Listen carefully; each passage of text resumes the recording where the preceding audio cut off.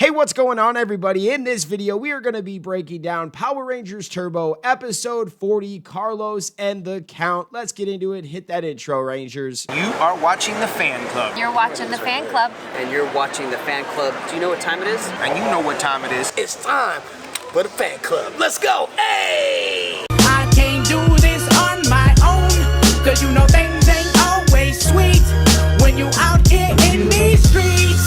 But my morpher when it morph, I made a fake one. Hey, what's going on, everybody? Welcome to the Fan Club. It is your boy Dan Brosnan in the building. We are so happy to have you guys. Welcome to the show.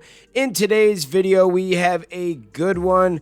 This was always like the Halloween episode for me. I will check in a little bit and see if this actually aired on Halloween. I don't know, but I loved this episode. Let's get into it. In Carlos and the Count, the 14th episode of Power Rangers Turbo, Carlos Valerte takes center stage in a vampire-themed adventure that also marks the final appearance of the toupee-wearing Principal Kaplan.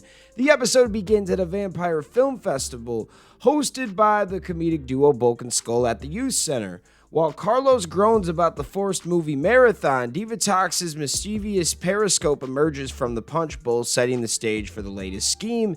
Elgar's suggestion to use lunar bats as a basis for a vampire monster, an idea Divatox surprisingly approves of, leads to the creation of Count Nocturne. After the festival, Piranhatrons ambush Carlos, allowing Count Nocturne to bite him, unbeknownst to the unsuspected Justin, who's nearby. The next day at school, Carlos' strange behavior, wearing sunglasses indoors, aversion to sunlight, and a sudden penchant for black clothing, alerts Bulk and Skull, who in a rare moment of helplessness try to warn Justin. Their episode is stopped by Mr. Kaplan's last act of authority as he sends the recently graduated duo to detention, which was kind of funny, I'm not going to lie. It's like, how could you send those two to detention? They don't even go to school here anymore. Justin, noticing Carlos's reaction to garlic, suspects vampirism.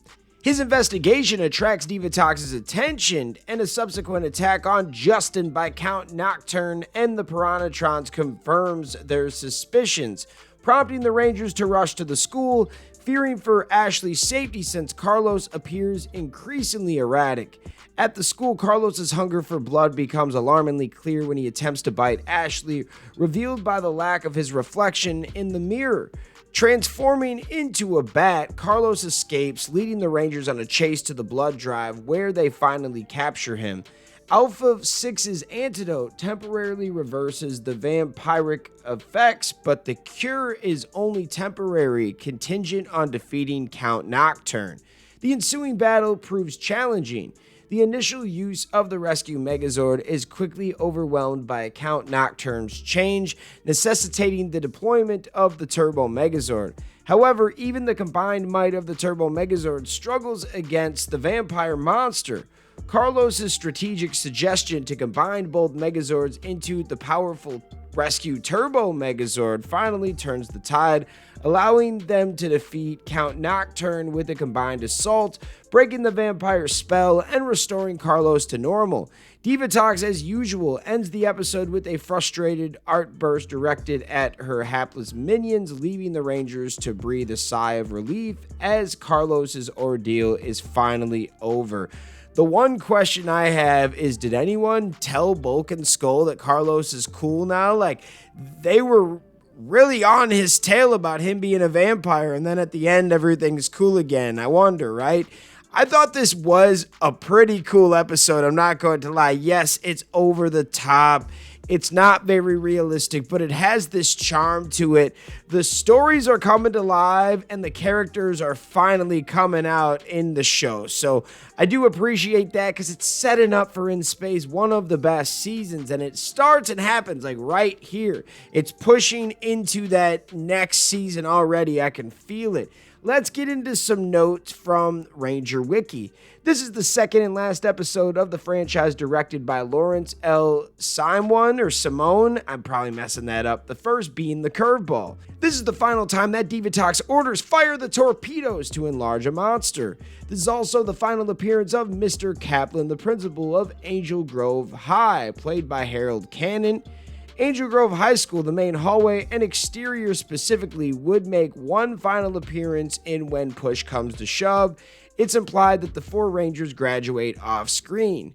First and only appearance of the Rescue Turbo Zord, a combination of the Red Lightning and Mountain Blaster Turbo Zords with the Wind Rescue, Thunderloader, and Star Racer Rescue Zords, used by the Rangers to fight Count Nocturne after the other Zords were too damaged in the battle for the individual Megazords to continue.